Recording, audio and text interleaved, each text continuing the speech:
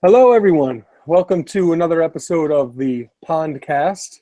I am Anthony, and I'm here with the wonderful, talented Amanda and Steve.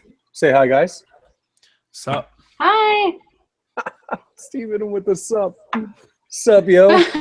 I could go back to high school, man. We could bust out the what's-ah. That was so good. Oh, man. That What's wasn't high school for all of us. Yeah, I know I'm older than you and a lot older than Amanda. Oh, man. Everyone's older than me. Except those younger than you. Yeah, Well, I guess. There's no one younger than her. Oh, man. It's a scientific fact. So Yeah. Statistically speaking. Just born yesterday. science, part of my life. It's boring, but it's part of my life. Yeah. Science isn't boring. No, I was just kidding. I know. Obviously. Ooh, that was me. Sorry, I blew on my keyboard. Sorry about that, everyone. Off to a great start. Yeah, we are really running out of the gates here. Amanda, before we get started, I wanted to make fun of you for the or at least question you about the snake hook behind you against the wall. I'm wondering, is that something that is normally there, or is this like when like an ESPN anchor, goes on, gets interviewed on a show, and they broadcast in from their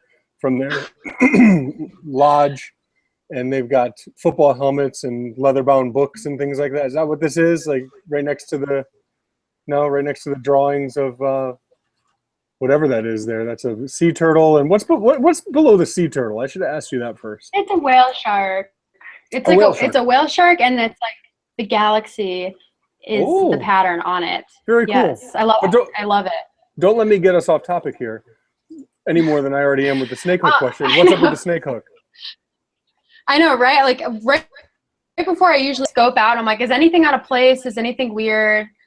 And I make sure everything looks orderly. So like, it's so funny because the snake hook is one of those things that I'm so adapted to that I don't even really see it. Like I'm like, yeah, everything's in place.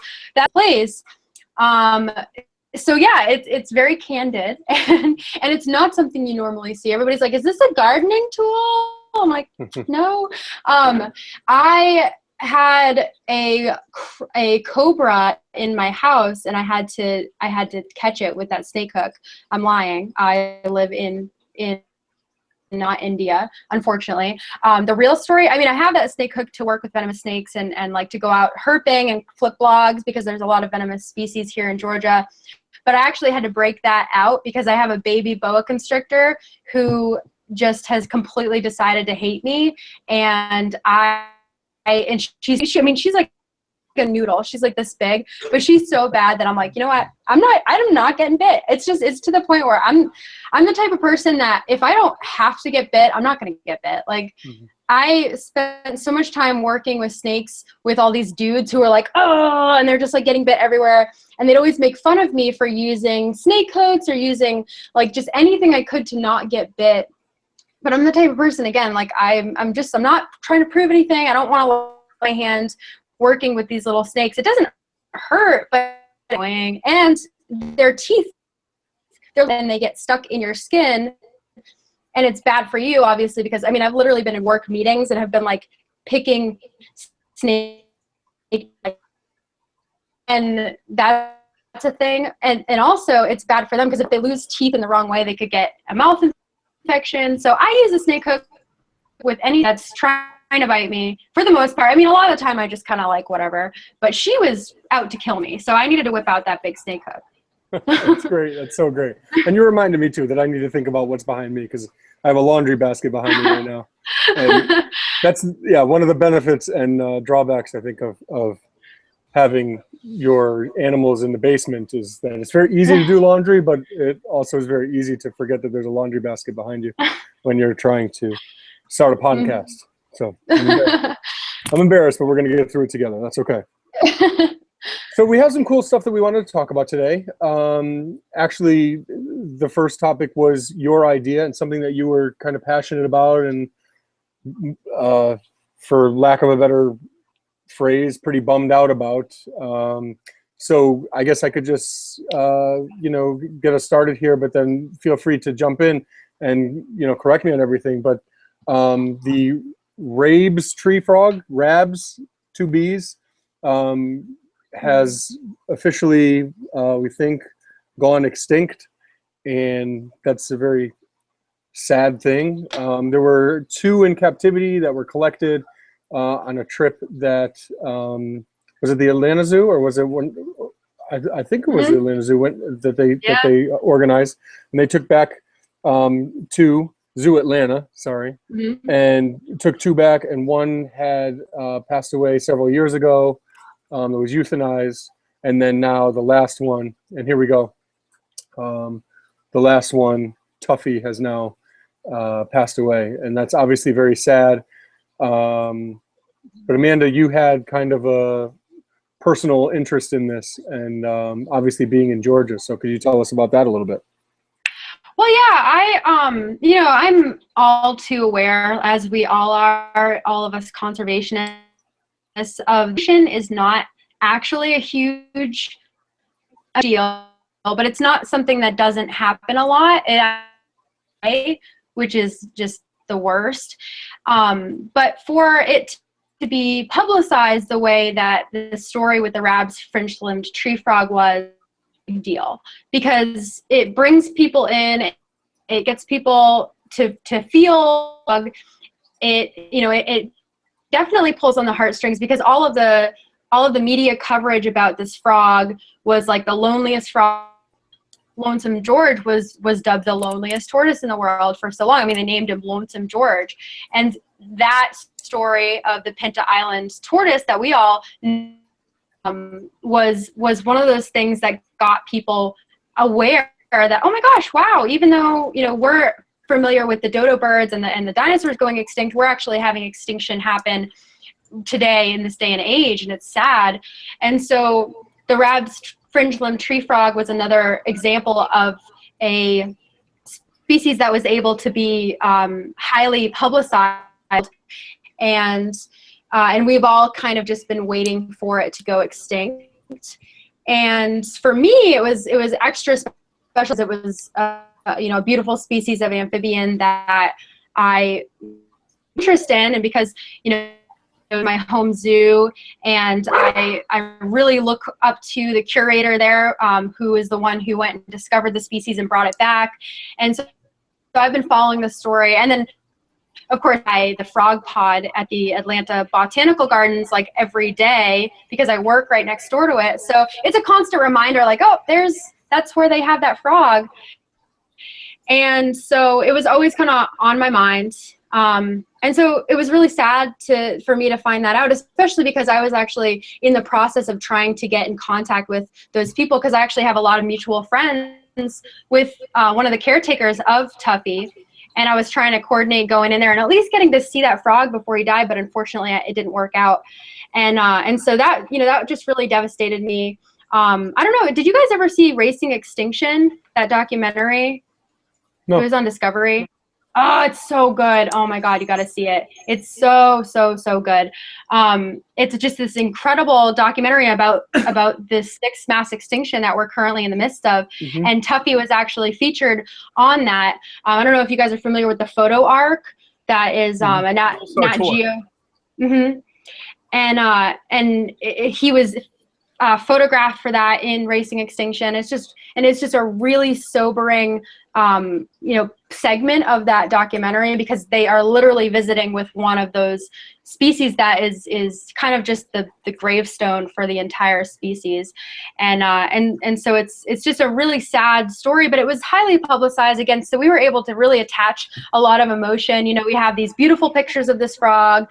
We have its call. We have these people who are able to say, oh, he was a great frog, you know, and it gets people's, you know, hearts. It just pulls on their heartstrings, which, you know, there's nothing great about the fact that this species went extinct. There's nothing great about the fact that, you know, that it's gone, it's dead, blah, blah, blah. We've all watched it. But there is something to be said about the way that it was publicized, because now people are talking about extinction, and it's getting people to feel bad, because, I mean, they're calling the sixth mass extinction the Anthropocene, which means human caused, and it has, you know, everything to do with the way that we're colonizing the world. And so that really means that we have to be aware of what we're doing and how our choices and how our colonization and how all of the things that, you know, that we're making way for as our species grows and gets smarter and it gets better at building things, it has more children.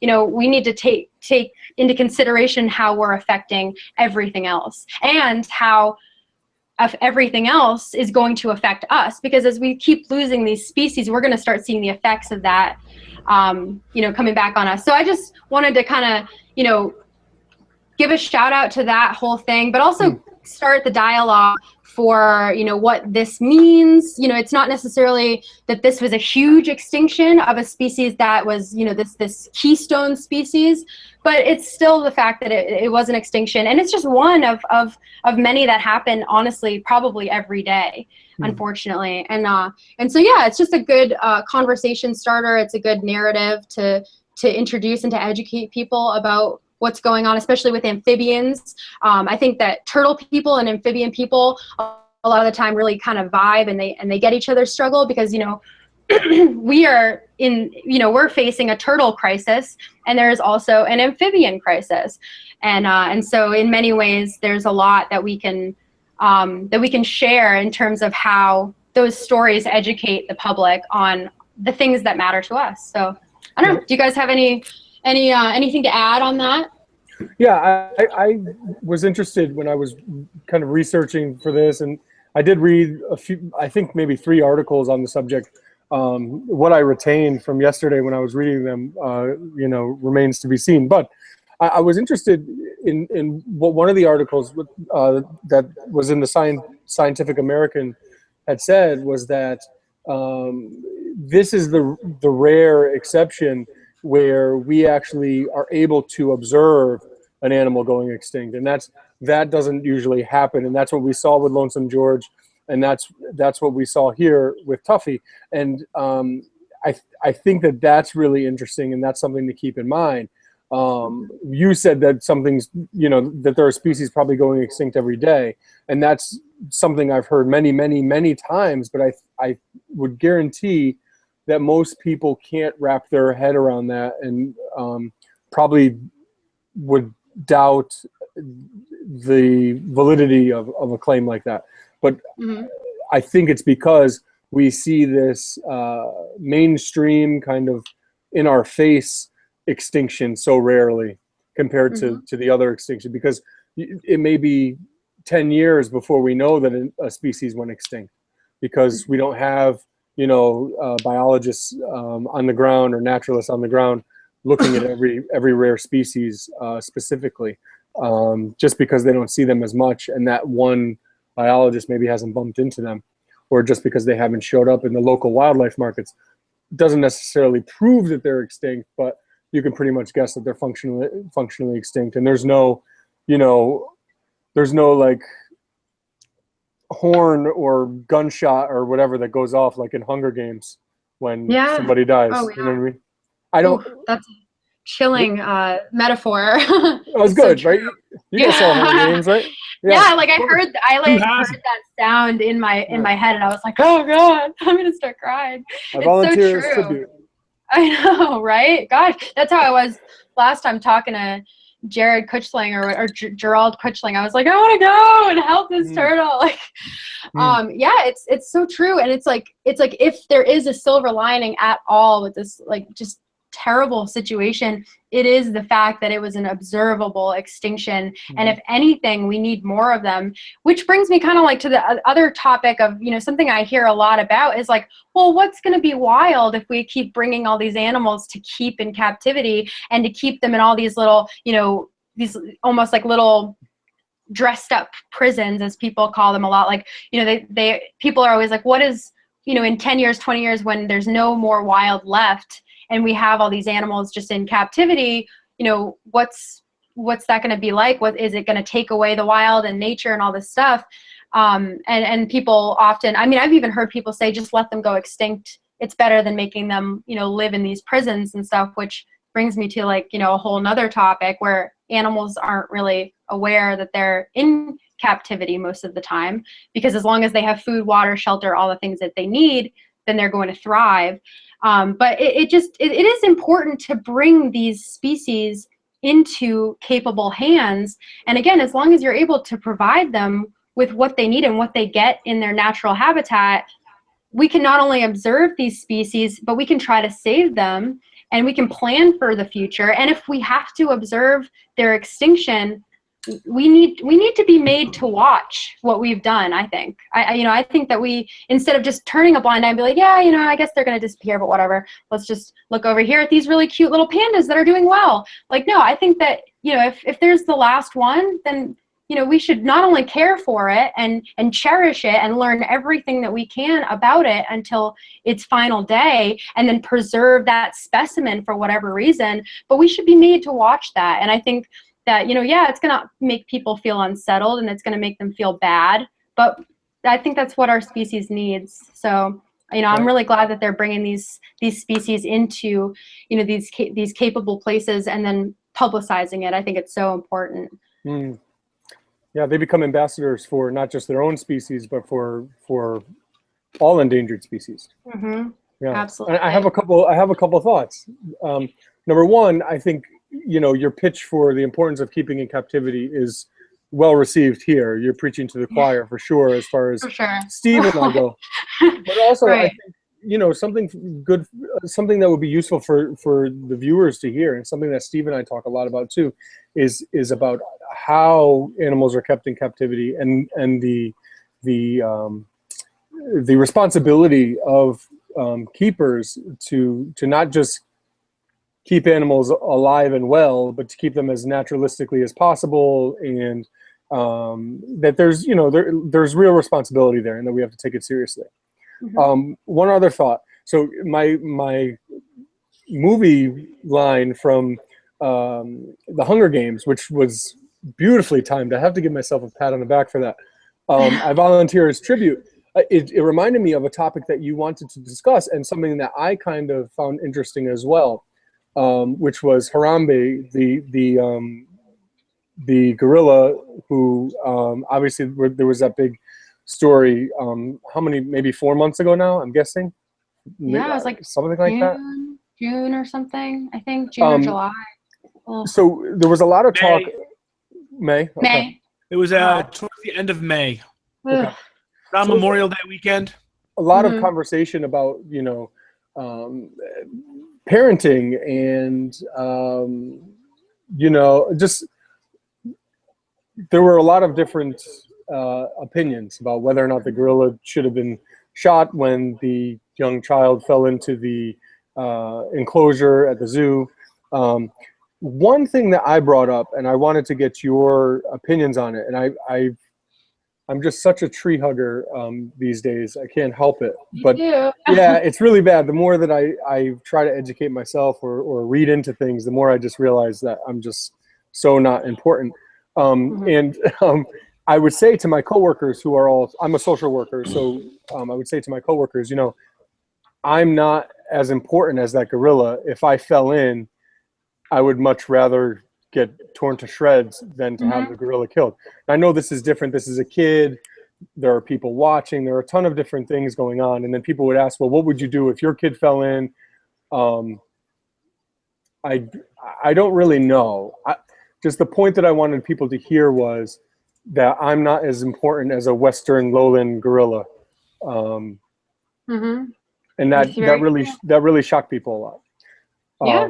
What people would go to, the place that people would go to when I would say that is, well, what about to your kid?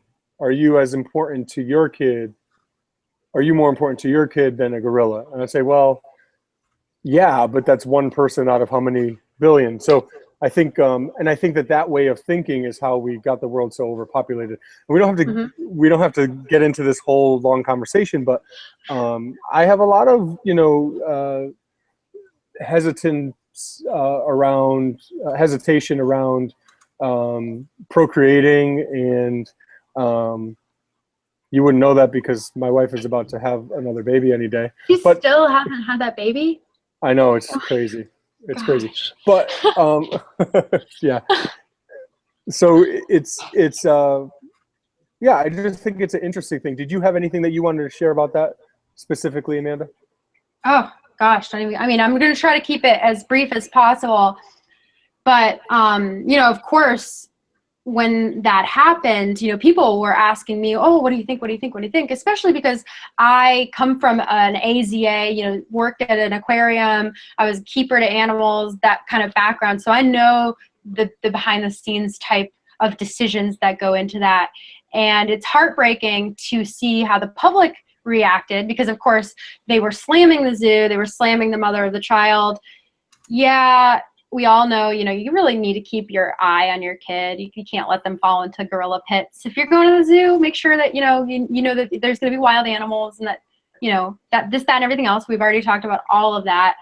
But from my point of view, you know, here I am thinking, well, I know the way that protocols work. And at the zoo, protocols are followed 100% of the time because they only work if they're followed 100% of the time. So there's no exceptions. And there's actually a list of animals that are classified by how dangerous they are. There's like class A, class B. You know, these big gorillas are on the same list as lions, tigers, venomous snakes, you know, huge sharks. They are on the most dangerous list because we know what they're capable of. And it doesn't, you know, it's sad because we know that Harambe was not necessarily trying to endanger this child the way that a silverback gorilla could, and the way that most of them, if they were feeling extremely territorial, would have immediately. So we look back and we think of all the would-haves and should-haves, but at the end of the day, the zoo followed their protocol, and it's just a tragedy. And I know how it feels to work with animals every day. And when you're a keeper for animals, you know, you feel like they're your own. You feel like not only are they your coworkers, but they're also your baby. You see them grow, you see their milestones, you see them every day.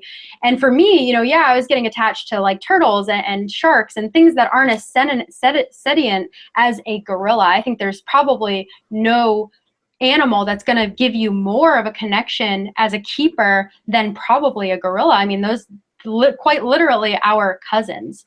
And so to imagine the heartbreak of the keepers at Cincinnati Zoo is beyond even anything I can comprehend, because I have been a keeper that has lost animals, that they've died, and it's heartbreaking, and it makes going to work the worst because you go there and they're not there, and it's something I can't describe. And so for them to have to go through that, I can't imagine it. It's similar to the loss of a coworker, and it's just so sad. And so something that's really kind of making me angry right now about the whole Harambe thing, and I'm gonna be like the whole, you know, rain on everybody's parade thing. First, let me just say this. I love memes. I don't know if you guys are into memes, but I'm totally into meme culture. Like, instead of even saying words to people, I will send them a meme, and I will just hope that they understand what it means. And I think it means something deeper. And I love memes. I think that my generation's hilarious. And like that memes are just like, they're just so funny. Like, and they're just like, they're just like, I'm so impressed by so many memes. But there's this new meme with like Harambe, and it's just in bad taste, and it's just not even that funny. And it's like, it's so disrespectful to like the keepers, to every, I mean, and the Cincinnati Zoo even said, can you guys like not do that, please? Thanks. Like, we're still like really upset about that. And people are just like, oh, you know, all these, have you seen the Harambe memes? I haven't, no. Oh gosh, I can't believe you've avoided them. I mean, I'm sure a lot of people know what I'm talking about here, but like, it's just this big meme where like they're putting his face on things, and they're basically just these memes about how, oh, you know, like, I don't even know. It's just in bad taste. And for anyone who understands the significance of like what really happened, I think it's just a really just not good meme. So if you like memes like I do, and you know, if you also like animals and wildlife and like conservation, just like don't post those Harambe memes. They're just dumb. But anyway, I don't know. Any other words on that whole thing? I'll talk on memes. I totally get the speaking in just memes. I totally get that. My wife sends me probably like 6 memes a day, And I think she just, I don't know where she finds them. I think she just goes #meme and finds every meme that's been created. Yeah. And so, I mean, in college, John and I used to speak like just in movie quotes. There's a movie quote for absolutely everything that you want to say, for every mood, for every situation. They've replaced movie quotes for Right. millennials. Right. Yeah, You spoke at movie quotes for like millennials in the thick of the millennial generation. Memes are their movie quotes. Right. Well, here's my thing. I am like a huge movie quote person because I'm like an actual movie nerd. But most people my age don't get my movie quotes. I'm like, have you not seen that movie? And then it just makes me look like an idiot. And they're like, what are you talking about? And it's just so I wish that the movie quote thing was still a thing. But I do love memes all the same. You're too young. It's embarrassing. I guess, yeah. I don't even know. I mean, today we got a package, and they were like, "Oh, I wonder what this is." And I'm like, "What's in the box?" And they're like, "I don't know. I'm gonna open it right now." And I'm like, "You've never seen what is that movie? Seven? Like, come on, really? Have you guys seen Seven? Of course. Yeah. Yeah. And they didn't even get that one. Come on. Yeah, I haven't seen a lot of movies, relatively speaking. So. And you've seen I like that. movies. Yeah, me too. And like, it was such a good thing. And they're like, it's okay, man. It's heartworm prevention. Do you need this? Like, and I'm like, no, it's supposed to be Gwyneth Paltrow's head. You're not getting this. Damn it. Like, come on. And it upsets me. But whatever. Seven's a good movie. It's a great movie. Like Hi, The Sixth Brand. Sense or things like that. Like good horror movies are called thrillers. Yeah. And I like horror movies. I like bad horror movies. You could ask Me my wife. too. Like the Evil Dead and stuff. And like, Don't have you ever seen? get me started. Don't get me Me started. neither. I'm the same way. Oh God. See? I love Evil Dead. Me Evil too. Dead 2, Army of Darkness. Evil Dead was made with $600 when I Sam know. Raimi, when those guys were in film school. It's so I awesome. know. It's Ladies and gentlemen, you've heard of evolution. Right now, what you're seeing is devolution. No. Let me tell you something, Steve. The Turtle Room is the Evil Dead of organizations. I know. We are so kicking. We are kicking butt. We are kicking butt On a low budget. On a $600 budget. That's what we're doing. Oh my God, I love it. And then Sam Raimi went on to create Spider-Man 3, which was an abomination and on a bigger budget. So that's. It's like maybe we should take money away from this guy. Oh my God, he works better on a. Just keep giving him $600. We'll keep doing good work. We'll forgive him for all of his shortcomings because he only has $600. That's us right now. So just think about that as we try to grow. We could grow into Spider-Man 3. Just keep it in mind. Okay? That's bad. Awesome. I'm just saying. We need to keep it in mind. So bad. Yeah. We can just keep the $600 a year and continue to make great podcast episodes. Yeah, and I guess it just goes to show you don't have to have a lot of money to make something great, right? Yeah. I know most of my favorite horror movies are just like trash, just like complete garbage. Oh, yeah. But they're not, It's great. It's getting to be that season, so that's why I'm like fresh in the whole like all my, weird, crappy graphics and. Have you ever seen Frogs? Yes, I was just gonna say that. Oh, that's so funny because when I said that, I was gonna. That's so weird that you said that. I was literally thinking about that movie. That movie's amazing. All the tegus and Great. what are they? The tokay geckos and stuff. Like it's just it's so good. For those of you who haven't seen this movie, oh my God, it's so good. It's basically a horror movie about cane toads and other reptiles. Like it's just great. It's so great. It's so great. Yeah, non-injurious reptiles. They're so. Oh, it's so good. They're so harmless. There's like a common snapping turtle. It's like 40 pounds. Yes, and There it it is. kills the guy. Yes. It's so Oh, good. I love it. Oh, it's so good. The thing that really gets me going about this movie is that it's from 1972. It is so abysmal. It's so bad. It's so bad. And I think it's Sam Elliott that's in it, and he's like a good actor. So it's an atrocious movie. Oh, it is. It was made 3 years before Jaws. Yep. Like, how does that work? How is it's like, oh, well, it's an old movie. Like, no, it's not just an old, like. No, I mean, like everything about it, not just, it's just the, oh, it's By so the way, cringy. for those of you who aren't familiar with Sam Elliott, he is the Ram Trucks voice. Yeah. Oh, Yeah, he is. okay. Oh, it's good. Oh, watch it tonight, everyone. Like, it's so good. Just picture a handsome man in cowboy boots Ah! with a big mustache and nothing else. Oh, That's Sam Elliott. man. Yeah. Oh. Nothing else, just cowboy boots. Mhm. That's how I picture him anyway. I'm just kidding. I'm happily married man. That was just a joke. That was for the viewers. That was yeah. Oh, I'm so glad you brought that up. Yeah, like people come around the corner and like then they see all the frogs and they're like, ah, and then they're just dead. Like nothing happened. A frog didn't bite them, but there's just frogs. It's like, oh no, they got killed by like frogs are quicksand and they just couldn't breathe anymore. Good. And there's like this one part with like a bunch of tarantulas, I think, right? I don't know if I remember that. Or I haven't seen it for like 6 years. That might have been another horrible B movie. But I mean, it was just so good. Like there's just the things, like the snapping turtle scene. Oh, it's just so good. So good. It's like basically a common snapping turtle kills a guy. Yeah, but it doesn't. It's like he just screams and the snapping turtle's just like walking slowly like they do on land. And then you just scream and the guy's dead and that's it. Like they don't show, they're not getting bit. And he acts like he can't get away. Yeah. People don't get me started on Call of the Wild Man either with the common snapping turtles because it's like how they charge underwater. I've gone after snapping turtles 100 times in the water, big ones that I've grabbed and everything else. They never turn around and try to bite you until you grab them on land. They won't even really. Yeah, exactly. That's my favorite way to catch them is from underwater. Yeah. Because I can just, there you are. Like they don't even see it coming.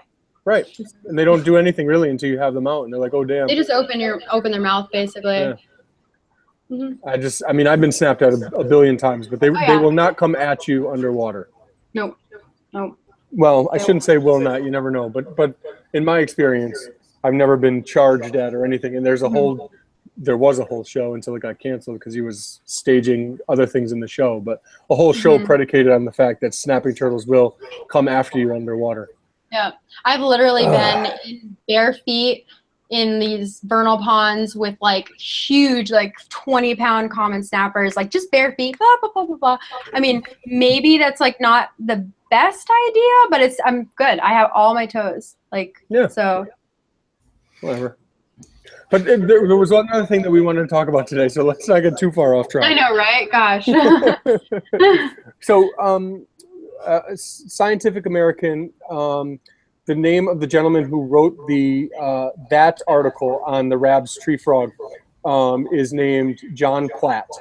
And I found it really interesting because we had already discussed talking about the Plowshare tortoise as kind of a connection to Rabbs tree frog because that's a big issue right now and will be until things are either get better or more likely don't.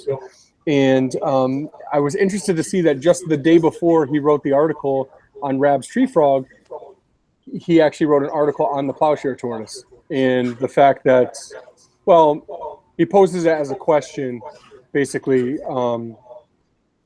2 years to Plowshare tortoise extinction. So that's kind of where I wanted to start this part of the topic. Do we think there's 2 years or what? I mean, I think we can pull it together based on, I mean, the resources that we have right now, especially with the TSA and with Turtle Conservancy and with AZA and with what we have, I'm hopeful, but it's, I mean, as far as Madagascar goes, no, like big no, right? Like, yeah, that's, you can't have much confidence that any of this is going to work out with what we've already seen as a sample from Madagascar. I totally agree. It's really sad. At this point, it is up to the Madagascan government. Conservationists have done just about, have tried just about everything, but governments need to prioritize shutting this trade down. The problem is, that takes funding, this, that, and the other thing. Even if we think about our state departments of, environmental protection or whatever it happens to be, if we think of the U.S. Fish and Wildlife Service, there's only so many agents to go around. You can only be checking so many packages. And so, like, shutting down illegal trade is not easy. And so it would really take a commitment on the Madagascan government to keep the animals from leaving their shores. Because, if you consider Madagascar, while it's not the tiniest island, it's a whole lot smaller than, say, the globe itself, or even if we just talk about the region that ends up being the pass-through region through Southeast Asia, stopping the trade at the head where they're leaving the native land is basically the only place we can really do that. Animals are being pulled out of the wild for their own safety. And Darrell, which is wildlife organization based in the United Kingdom that has had facilities in Madagascar for decades, has an emergency appeal for some more money. They're looking for £1,000, which is about 2,000 American dollars, to install new solar panels and batteries, which will help power their alarms and security cameras. And they also, as you can see from this picture here, they have armed guards protecting the breeding facility. And this is where we are now. We need armed guards to protect even the ones that are in captivity, much less the ones that are still in the wild roaming around somewhere. And armed guards may be what we need to stop this.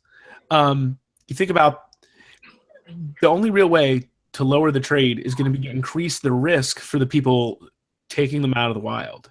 And other than having the risk of death, I'm not really sure how else we can do that. Yeah. No, absolutely. I mean, at this point, I think if it was up to me, I'd say pull every single one out of the wild. That's the last time they did a survey, they actually found 0. Oh, good.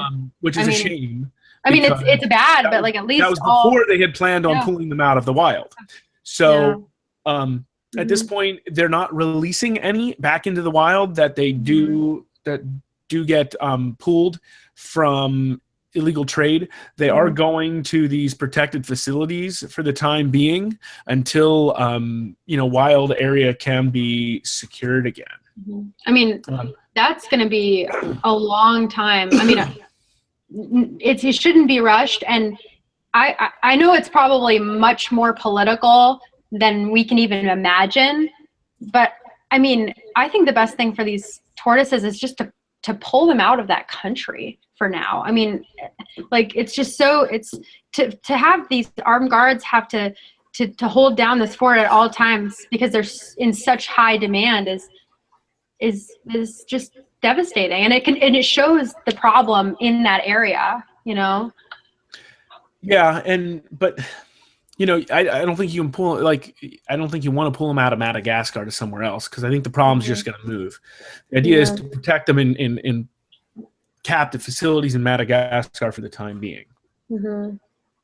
It's just so sad. It really is. Oh, totally. And for those who aren't aware, there are, for the most part, 3 institutions in the United States that have some confiscated animals that they're working with. There are a couple other zoos around the world, and most are in facilities in Madagascar run by Darrell, Turtle Conservancy, or the TSA. Those that haven't been snuck into the black market in China and are in some dude's collection in China. Yeah, it's pretty scary stuff. But as far as I know, there's none in private collections. Is that correct? Not openly. There's none in U.S. private collections that I'm aware of, but the market exists because there are animals in people's private collections around the world. Yeah, of course. Particularly in Southeast Asia, China, and the Indonesia area. Yeah. It's scary stuff, but I mean, if anybody can do it, it's the groups that are working on it right now, and they have everything, I don't know, they're doing everything they can, and it's just raising awareness at this point, and like trying to shut down the trade, which is hard when it's a political matter, when it's up to the government and stuff. And we don't know if there's anyone working behind the scenes, who has more to offer the government than conservation groups do, unfortunately. There's so many, I've talked to so many conservationists that have said that there was, so many different political issues that made it so complicated to do simple things, Oh, it can be. There's red tape. Yeah. Mm-hmm. I think one of the really interesting things about plowshare tortoises that I've observed is when we started to deface the carapace of a plowshare with these big Dremel numbers to try to deter would-be smugglers from taking them, because who would want this tortoise that obviously came from a protected study site and is obviously poached? Well, who's breeding them? If you got if you received a perfectly grown, or if you saw a perfectly grown adult plowshare tortoise, who wouldn't think it was poached anyway? And with the amount of people who online show photos of their plowshares and brag about them, it really surprises me, because you have to think a small percentage of the plowshares that are out there would be shown and bragged about on Facebook, and then there's probably just some weirdos who probably show and brag about plowshares that they don't even have. Yeah. Pictures of them in captivity or smuggled animals, whatever. But for the amount of people that do show them, there's got to be a huge percentage of people who don't want to show them, because all you get when you show one of those is ridicule, because everyone knows they're poached. I mean, we know. Yeah. Where else would you get it? Right. You didn't get it from a breeder. Yeah. So my thought, and we're not seeing these all the time, but one time seeing a plowshare photo shared on Facebook in captivity from someone in Asia is enough to make you just really hate the world. And I've seen it several times. And I think that when you see them being shared like that by anyone, that right there is the reminder that people are not too proud or not too scared or not too anything, that they're still going to do it, and there's still going to be a huge price tag on these just because of what they are, and that's just the way it is. It doesn't matter if if you put numbers on the shell, just their shell itself, the plowshare tortoise shell. Yeah, it pretty much says already that you support poaching. So what's the difference if there's a number dremeled into the shell?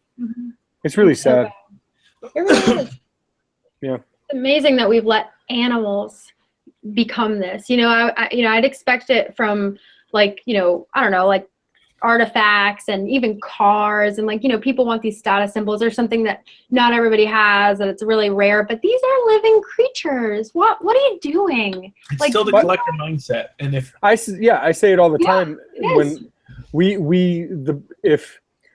if I'm Fish and Wildlife, or if I'm a lawmaker or what have you, and I'm looking at the turtle hobby or the exotic reptile hobby in general, or the exotic animal hobby in general, and I'm looking to make decisions based on what people should be allowed to do and things like that, what is the most public view of what we do, the most readily available snapshot of what we all do?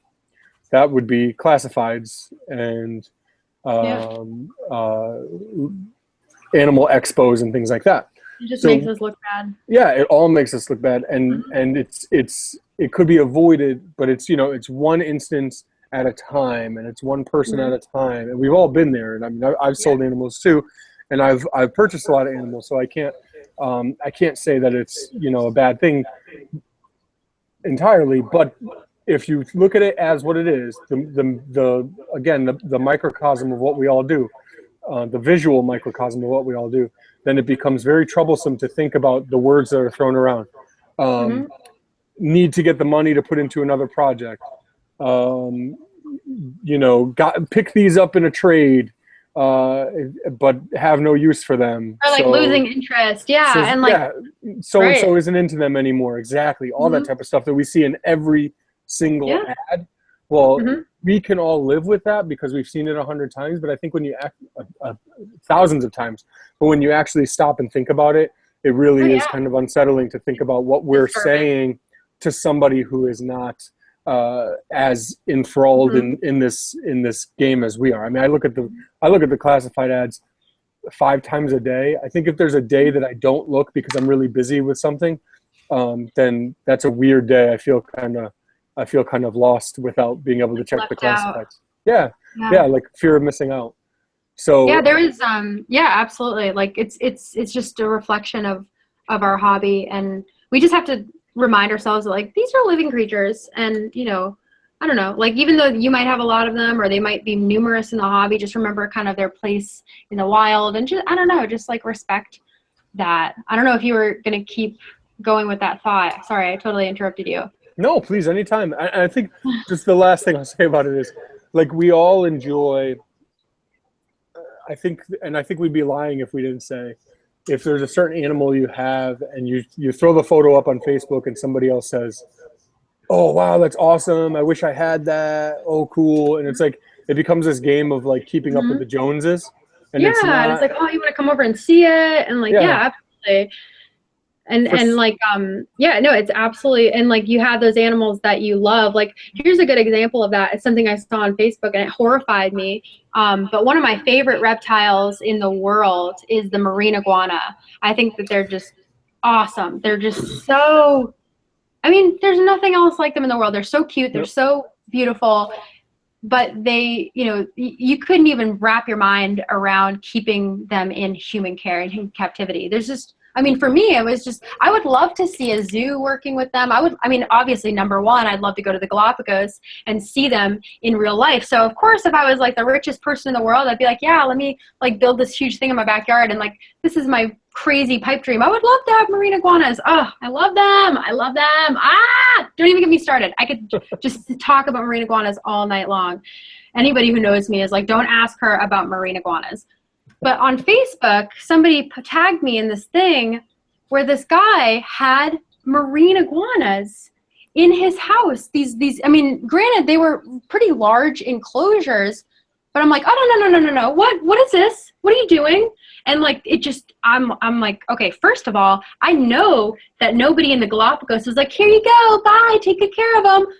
What? No, there's no way this person's ever gotten permission from anyone of authority to take marine iguanas from the Galapagos and put them in their house. Nope. And so I was like, and I went to town keyboard warrior over here because this is an animal. I mean, granted, it's just the males that do this, but look at this is an ocean dwelling animal.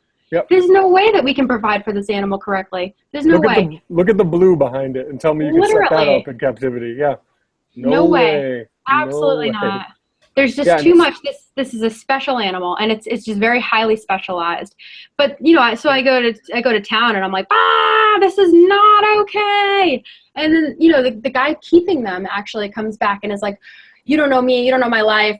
These are captive bred, and I'm like, okay, you think I'm stupid? All right, bye. But like, I could love that animal, and I could wish until the day I die that I could have one as a pet, just like I could wish that I could live in a pink castle in the sky, but that's never going to happen, and I know that. I don't actually want to live, I don't know, but like, anyway, that's just something, I respect that animal and love it so much that I respect the fact that it's not a pet, and it's not an animal that you keep in your house or even in your backyard. So when I saw that, I was just like, oh God, no, this is not cool. And people are sharing the photo like, whoa, this guy's got marine iguanas, whoa. And I'm like, no, that's not, no, we're not doing this. No. So it's just when I see stuff like that, I'm like, come on, no. Right. And it's clearly poaching. Clearly, I mean, no, there's no way that anybody, I mean, they wouldn't even give the queen of whatever, if there was a queen of the Galapagos, she wouldn't be able to have them. Like, come on. I don't know. So, Queen of the Galapagos. I mean, I'm trying. That's what I'm going to give you. That's going to be your new nickname. Please. Oh, that would be amazing. Nothing else I would love more. I would live outside. I would live in the trees. Your court jester once petted Amanda. Yes, I know, right? This is Bryn. Hi, Brinny. She's like, you've been on there long enough. Hi, girl. The queen of the Galapagos. I like that. Oh, just wait, guys. I'm working on it. Give me This another one's 10 just years. out cold. Oh, man. Yep. That's how my cats probably look right now. I give my animals tranquilizers too, Steve, during the podcast because I want to make sure they behave. Oh, my God. I don't want any African idea. mud. I don't want any African mud turtles swimming up trying Barking. to frantically try to get food from me when I'm doing this. Yeah. They get really hungry. Yeah. Aggressive. No idea. I know. I'm currently ignoring my terrapin. Like, Yeah. I don't see you. No. So an update that Steve wanted us to share. Calendars are ordered and should be in. No. Oh, not calendars. I'm sorry. Posters. I meant posters. I said the wrong word. Posters are ordered. The North American box turtle posters are ordered and should be here the middle of next week. Is that right? At the latest, yeah. Early to mid next week, latest. we'll be shipping them out to those who pre-ordered them. Those things are really pretty. Steve, do you have them queued up so we can show them to them or no? I didn't have those queued up. All right, don't worry about it. Maybe we'll show them at the end. We could go right into one of the things you had queued up. I wanted to let everyone know that I'm kind of a celebrity right now. Don't get too excited. I'm just saying. So this photo, Steve, can you show it to everyone like within the context? Yes. Okay. So this is the TSA website, and just so everyone knows, that is Anthony's right hand holding a wood turtle, and that's also my right breast and my arm behind the turtle. There's the Turtle Room logo. Yeah, part of it. Anyway. Can I have your autograph? Yeah, Oh my God. you. I'll think about it. I think if I have to charge or not. Yeah, I've always wanted to get on the TSA's website, so there I am. Yeah. It's kind of a big deal. You can tell it's me because I'm one of the only people that anyone knows, I'm sure, who has second-digit knuckle hair. So you can tell my finger hair almost touches my Oh my God. fingernails. So it's a gift. You know, it's a gift that I'm proud of. So yeah, pretty cool. So man. I just wanted to share that and brag for a minute. If tell your friends, to go on there and look and say that you know the guy whose fingernails made it onto the TSA website. That's amazing. Yeah, it's a big deal. Amazing. See the finger hair? So Anthony, I have a question. When the full moon rises, do you have problems like getting out of the house before you hurt anybody or anything like that? Do they have a special room where they lock you so you can transform? That's so good. For anyone who doesn't know, I'm a very large American, and I was watching this movie, What We Do in the Shadows, and it's a great movie. Man, if you haven't seen it, it's one of the best. I haven't. It's one of the best movies I've ever seen. It's a vampire it's a mockumentary. It's almost like it's like The Office, but with vampires, and it's from New Zealand. God. It's so good. It's so good. It's my favorite movie. That sounds perfect. Oh, So I love it because I love The Office. Oh. There's werewolves in it, and well, how could there be vampires without werewolves? Right. Exactly. So there's werewolves, and they always make sure they wear sweatpants when it's a full moon, so they don't ruin their jeans, because like when they expand and everything. I love it. So my long-winded joke that I'm going to continue to go with is, being the large American that I am, is that on full moon, when there's a full moon, I don't have to change my clothes because I'm already kind of. Oh my God! Yeah, you're already like, you don't even have to really grow; you just grow hair. Yeah, I just grow hair. Yeah, not really actually. Your teeth get a little sharper. That. I know. That's it. No one even notices. Oh No one even notices because I'm already big and hairy. Oh my God, that's Nobody so funny. notices. Yeah. Oh Yeah. God, that's great.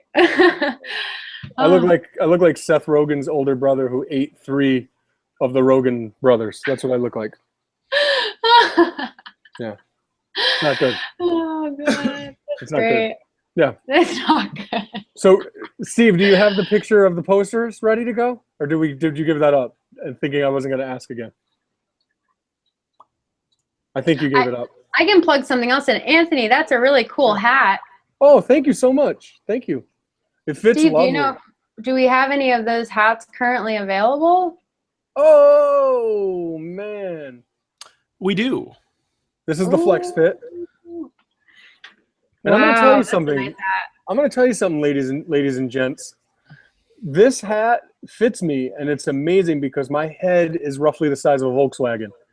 So for any hat to fit me, you know it's got to be something really nice. This is not some cheap quality, one size fits all.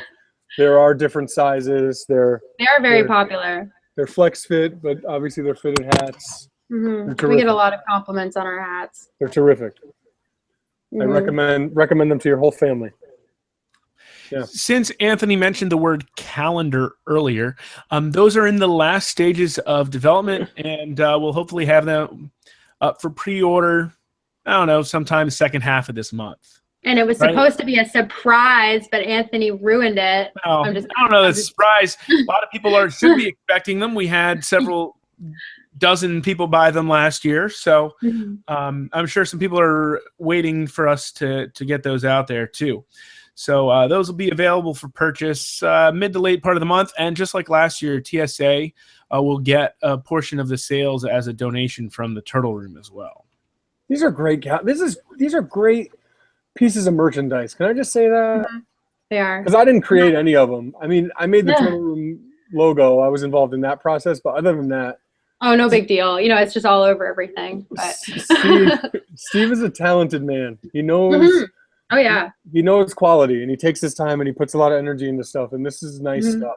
It's great. It's really awesome. This makes me so proud. Thanks, bud. Thank you. Thank you. I'm a construction worker. I build people up. I don't break them down. There you go. Yeah. That's great. So anything else from you guys? Any other comments, concerns, questions? I don't know.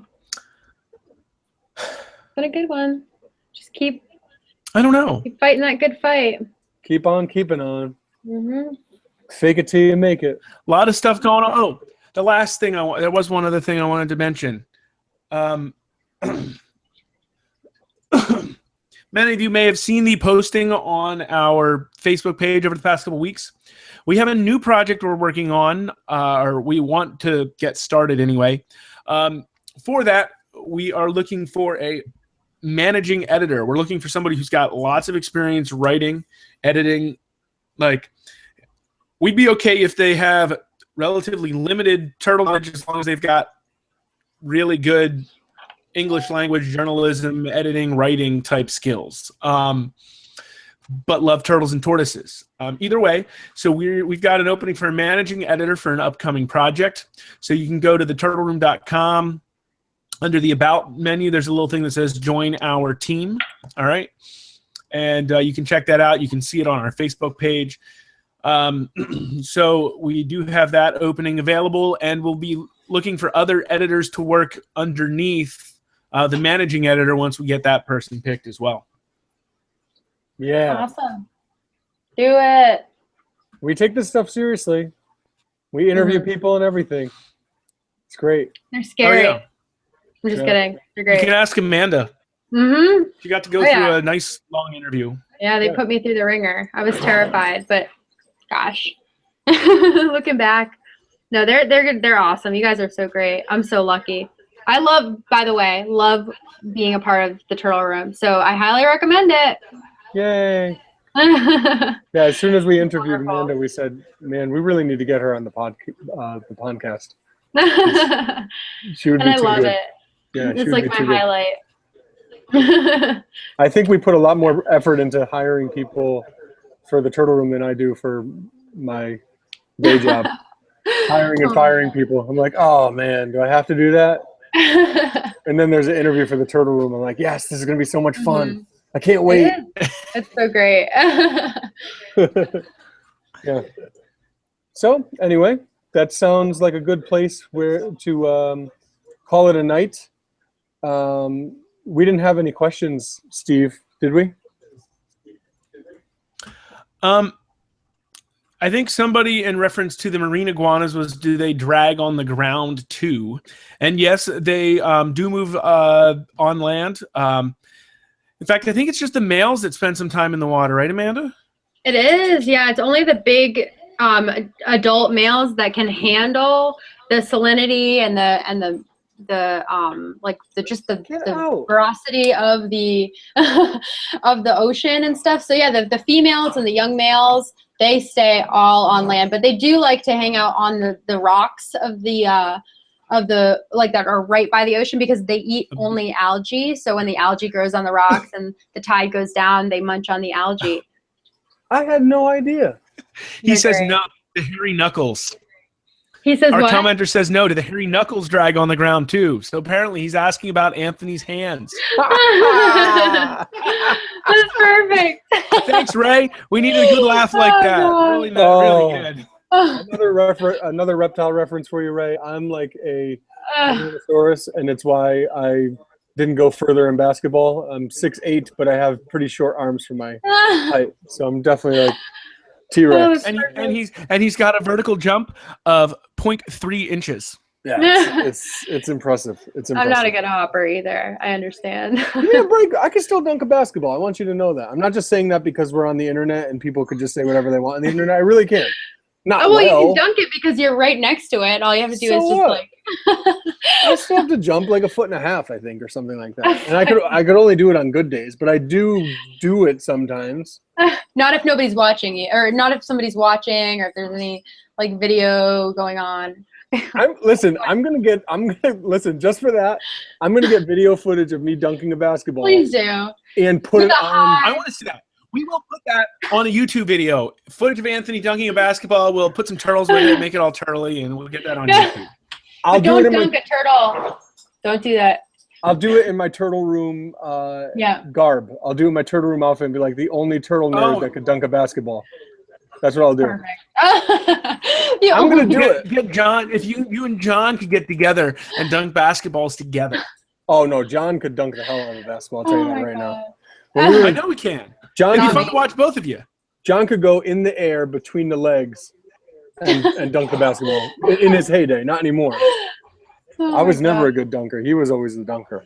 But I played more than him, so.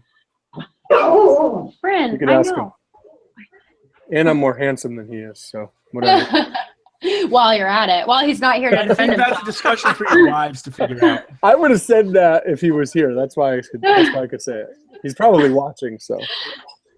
Yeah. Mm-hmm. Anyway.